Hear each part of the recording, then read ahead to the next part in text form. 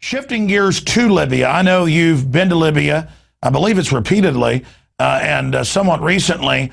And they keep lying. You know, first it was just loving rebels that were peaceful. Now they admit it's Al-Qaeda.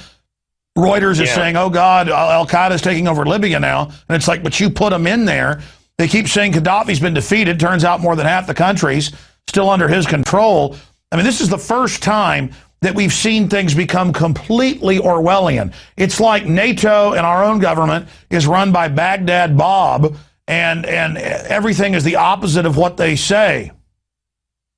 Yeah, let me tell you what's next.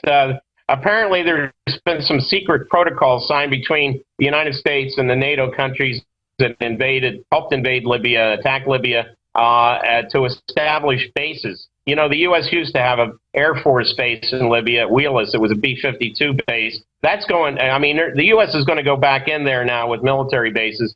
I understand one military base is going to be located very close to the border with Sudan, which has already been broken up into two countries. South Sudan is basically a vassal state of the United States. So this is the African takeover beachhead.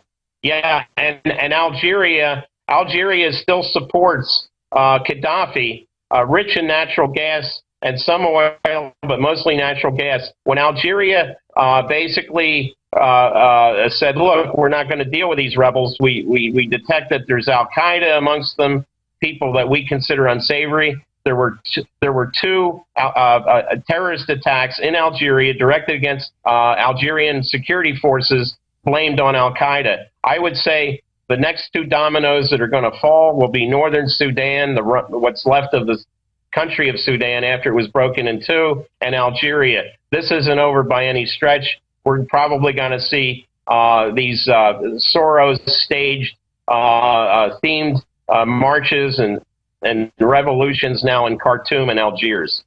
And like a dog returning to its vomit, it has the double goody of strategy of tension, wrecking the wealthiest economy, lifting up the rest of Africa, Libya, and then they can come right back in a few years, or maybe even just a few months, they're already talking about it, total contempt for the public, and attack the very Al-Qaeda they put into place if they don't follow the orders just exactly right, or stage a new false flag in Europe or the U.S.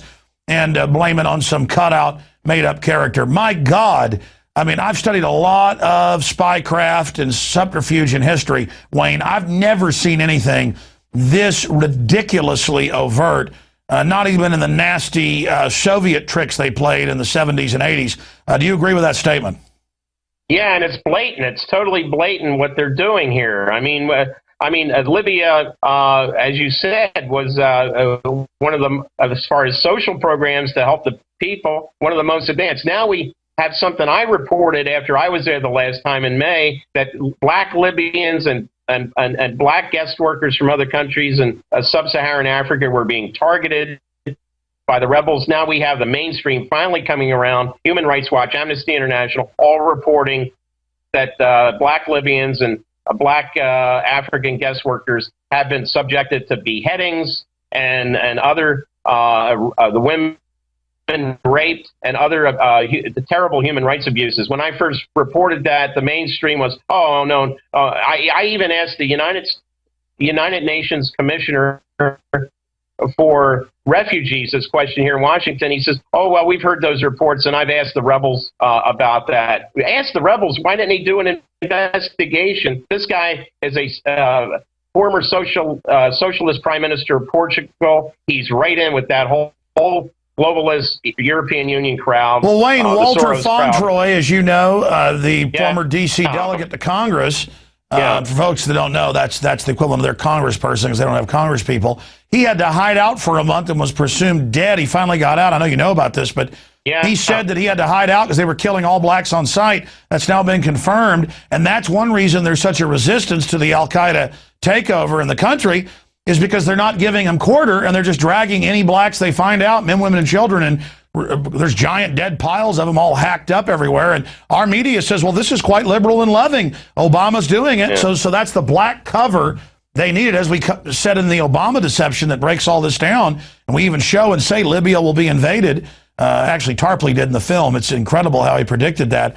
But it's just amazing that as long as they say it's liberal, then you can do anything you want. It's just it's beyond ridiculous at this point. Yeah, and Fauntleroy also said he saw evidence that it was French and Danish commandos in Libya that carried out some of these atrocities, some of these beheadings. I also understand that U.S. Special Forces were in Libya and are in Libya today. Now, here's how you know about the casualties. There were casualties sustained among these Americans. I've been told that they're being reported as U.S. service people being killed in training accidents in Europe and other places. No, that's how they always do it. But I've talked to the Army. I've talked to the Army induction officer where the dead bodies come in for processing.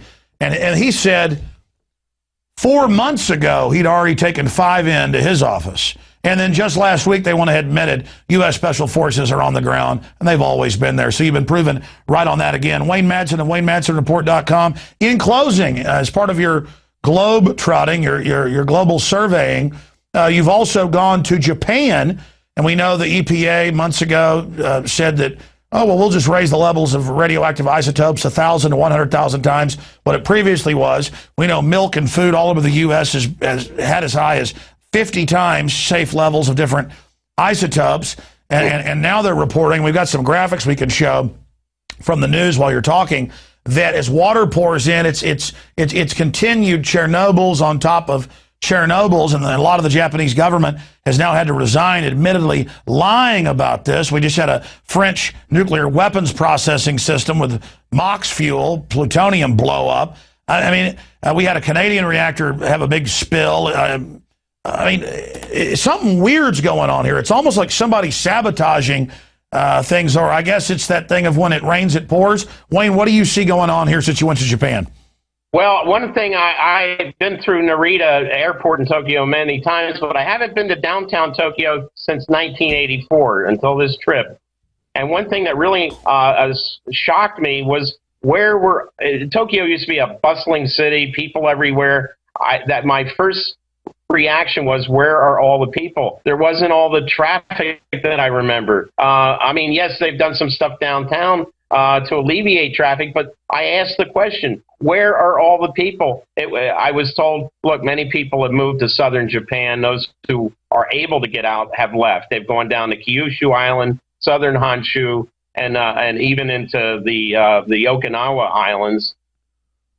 Well, that's a huge story. So there's a giant exodus, and I've seen some reports, but they try to whitewash that. So the Japanese didn't believe their government day one, and it looks like they did the right thing getting out of there. Absolutely, and like I say, the lack of traffic, the lack of people. You remember this Tokyo subway system was so packed at rush hour they had to use these cattle prods to force people in. Yeah. You don't see that anymore because there's not the traffic in the subway system that there used to be.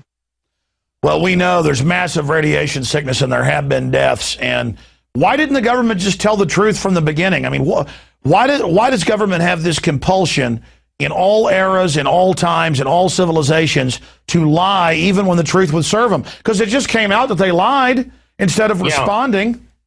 Well, I think the same thing happened in Japan. What happened in the Gulf of Mexico. Obama allowed BP to run the show down there. BP was lying about the catastrophe there. These reactors, this is General Electric reactor technology. General Electric was calling the shots over there. They didn't want it out that these reactors are inherently unsafe. And who is Obama's chief of jobs, the jobs program? Who's his good buddy? Jeffrey Immelt, the CEO of General Electric. Who, by the way, is moving the entire X-ray division of General Electric to China. Who, by the way, is advising, and even Dennis Kucinich came out and said, hey, how about you create some jobs here in America? I mean, these guys do anything they can to shut this country down. In closing, why do you think that's the case? Well, I think Obama and the people around him, Geithner and Bernanke at the Fed, and all these other people, what they've done is they've turned the U.S. government and many state governments into wholly owned subsidiaries of major corporations. And we are the basically low-paid or no-paid employees of this this oligarchy that has seized control over the United States. That's right. And, if you do happen to make money writing a book or starting a business, then they steal your money and give it in banker bailouts and corporate welfare to General Electric and people and General Motors to move out of the country. These people make me sick. And that's something the Republicans will never tell their constituents. Limbaugh and all of them sit up there and praise the Fortune 100 when the Fortune 100, to a company, are a bunch of anti-American, anti-free market monopoly men trash and the enemy of every single free human on this planet. They are usurpers who have hijacked this country and finance al-Qaeda to menace us into submission. Wayne Madsen, it's always great talking to you. I'm glad you're back in the U.S., and I look forward to speaking to you in the future. Anything else on Japan or Obama or any other tidbit that you'd like to, in closing, have the final word on? I would just say that next year, the Obama movie that was released in Japan, Young Obama, is going to be released here in the United States. United Artists bought the rights. It's going to be released. It's going to be that version at the U.S. Embassy. And then the ambassador, a guy named Cameron Hume, who's no longer there, but he was the ambassador at the time, wanted to have these two scenes removed from the movie. It's going to be released here in the United States for the election campaign, along with that other movie they're producing about how Obama killed Osama, or had him killed. And by the way, they admit the government's involved financing that with the great Hurt Locker people. And, of course, they're going to force feed the Obama Jesus child to the children in school, like Al Gore's stupid video. Wayne Madsen, great having you on with us. WayneMadsenReport.com. Look forward to speaking to you very, very soon. You bet, Alex. All right, there goes Wayne Madsen, my friends.